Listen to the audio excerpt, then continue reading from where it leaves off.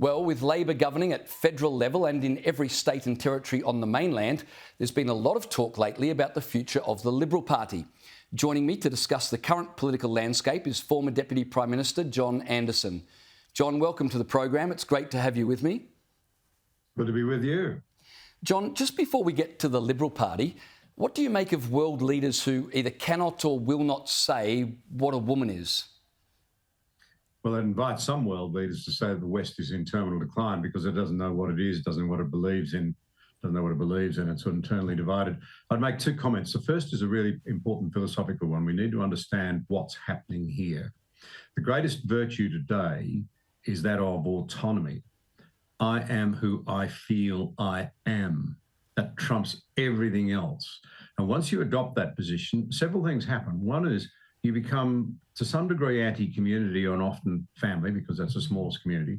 Secondly, you become anti-authority. You tend to believe in chaos and in individual rights being expressed over and above the common good. Thirdly, you tend to be very strongly against organised religion. How dare a God decide that I'm born male or female? I am autonomous. I will be whoever I like to be. The second great problem that is a real conundrum for progressive politics today, in my view, is that you hear this constant mantra, you must accept the science. We hear it all the time in relation to climate. Right. And fair enough, I think that's right. I believe in science. But what happens to biology when it clashes with the vibe that says, I will be who I feel I am? You can't have it both ways. I think you make a great point. It certainly seems like we follow the science to the extent it agrees with our political narrative. Well, and our view of our autonomy. So I will defy science. I will be who I feel I am, no matter the realities, right to the issue of whether or not I am a male or a female. Now, I don't want to make harsh of those who are struggling with real issues here, but I have to say to you that the idea that children should be encouraged to believe this rather than to wait and to think through. I can't believe that we would do this to our own children when the evidence is overwhelmingly, not everyone, I know that, but overwhelmingly, the great majority of children as they grow up and go into their late teens and early 20s will resolve these issues quite satisfactorily for themselves. But John, no, we have to, in the name of autonomy, say you are who you feel you are. And any parent knows that a child in their teenage years feels a lot and hasn't yet, particularly, young men, actually, you learned how to use the frontal lobes of the brain properly. Yeah. John, let me get to Australian politics. Why do you think the Liberals are so unpopular at the moment, and what do you think they need to do to turn things around? I think there are two things to realise. One is that, I hope this doesn't sound too cheeky, but frankly, the country stood on the shoulders of reforming governments from about 1983 through until 2006 or 7 that put us in a place, strong productivity, strong economic performance, low debt, a good, relatively good tax system now needing major reform again. We've been able to be, if you like, given to the vibe, no hard thinking. Let's just support ourselves in whatever we are, to the point where we're now, of course, borrowing against our children and even the unborn financially. So it's been all very easy. Nobody's had to do any hard thinking. Nobody's had to sit down and long enough and hard enough and say, does 2 and 2 really equal 4? Do we really actually have to pay some attention to productivity, to tax reform, to living within our means? And the second thing I'd say is that these things, there was a time in the mid-90s when it was wall-to-wall Labor. There was a time when John Howard, who became our second longest-serving Prime Minister, faced a bulletin headline that said, Mr. 18% approval ratings, why does this man bother? These things do turn. And again, I don't want to make cheap points, but I will make the point that I see nothing, almost nothing, as somebody who spent a long time in government, in the occupiers of the government benches at the moment, of the skills, the policy understanding and the persuasion capacity needed to front the Australian people for the challenges we've built up for ourselves. That means those challenges will get worse. And I suspect it won't be long before they'll be looking for someone who's actually able to grapple with the real issues. I want to ask you about some comments by Peter Van Onselen in the Weekend Australian. He said there's large chunks of the community voting against the Liberal Party rather than for Labor because they see the right of politics as increasingly unrepresentative of their values. I would have a different view. I think large chunks of the community are voting against the Liberal Party to punish them because they've gone too far to the left. How do you see that? Oh, there's absolutely no doubt. Look, in broad terms, the research tells you that about a third of Australians self-identify as left, around 17% as conservative. The 17%, of course, though, are a much greater bulk of the Liberal and the National Party supporters. And many of them have been peeling off somewhere else, sending very strong protest messages. So you've had some people voting for the Teals out of utter frustration because they're sick of the Libs. Perhaps they're on the left end when some of them of the Liberal Party, but they can't bring themselves to vote Labor.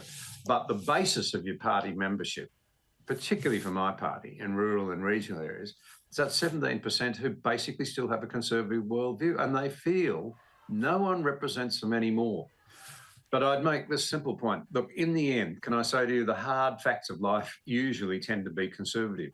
Mm-hmm. In the end, if you go on living beyond your means the way we are now, there will be a day of reckoning. It's happened historically time and time again. You end up having to reappoint a coalition. Mind you, the coalition's got to get its act together, make it very plain that they really do stand for economic responsibility, not because economics is about a sweet set of numbers, but because it impacts people's lives, the taxes they have to pay, the job opportunities they have, the living standards that they have. And that's just one example. And I think defence is another, where the left, I mean, people ought to go and read, they really should read the Greens' defence policy. And remember how influential the Greens are in the government at the moment. At a time when any thinking person can see how dangerous the world is, they say, no, defund the Australian Defence Forces.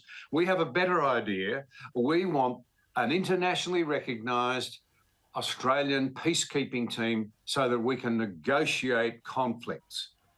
Well, I'm sure Mr. Putin would be very relieved to hear this. And, you know, given an opportunity to hear from the politically correct in terms of its composition, because they spell out how to be composed, Australian defence team that the Greens would put together. I'm serious. You can Google it. Just go and look at it. Mr. Putin will then say, oh, thank you so much, Mr. Pratt. I didn't realise I had it all wrong. I'll pull out of the Ukraine now. You know, if there's one thing that is disastrous in politics, it's utopianism as opposed to realism. It always ends up in the ditch, upside down. John, I want to get your thoughts on the tone of the debate over a voice to Parliament. The referendum question was introduced by a tearful Anthony Albanese. The question that Australians will be asked at this year's referendum is a very simple one. It will read, a proposed law to alter the Constitution to recognise the First Peoples of Australia by establishing an Aboriginal and Torres Strait Islander voice. Do you approve this proposed alteration? That's the question. Then we had Victoria Premier Daniel Andrews accusing anyone campaigning against the voice as being a horrible person. They are a mean, nasty outfit with hearts about as big as their dwindling primary vote. And here's prominent Indigenous leader Noel Pearson threatening never to speak again if the voice fails. What would a loss in this referendum mean to you? Oh, I will fall silent. If the advocacy of that pathway fails, well, then a whole generation of leadership will have failed. And if that's not enough, at the weekend, Marcia Langton said that if the referendum doesn't succeed, she doesn't know how non-Indigenous people will ever be able to look her in the eye, and Welcome to Country will never be performed again. Is this argument or is this blatant emotional manipulation? And whatever happened to a nicer, kinder politic?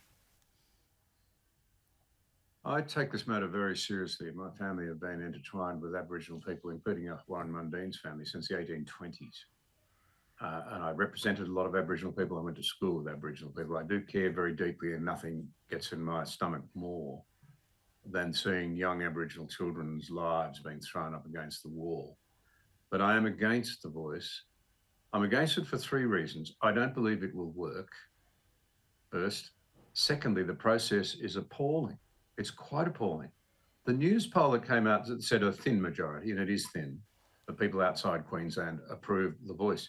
In a sense, I sat up bolt upright when I read that, and I thought to myself, the profound and important thing about this is that people are saying, well, yes, in a poll, perhaps we'll vote for it, without knowing what it is. They can't know what it is because the Prime Minister himself doesn't know what it is. It hasn't been designed. We're told to prove it, put it in the Constitution forever, and then we'll design it. And you can see that it's being driven by activists. That's the first point. Many of them, I'm sure, mean well and they're frustrated by what's happening. But it is being driven by activists. And that's the second problem, the process, the nastiness of it. They can't get away from driving it emotionally rather than the cool, calm explanation to the Australian people of what this is and why they think it will make a difference. As I've seen a lot of this stuff, and I don't believe it will. I genuinely don't.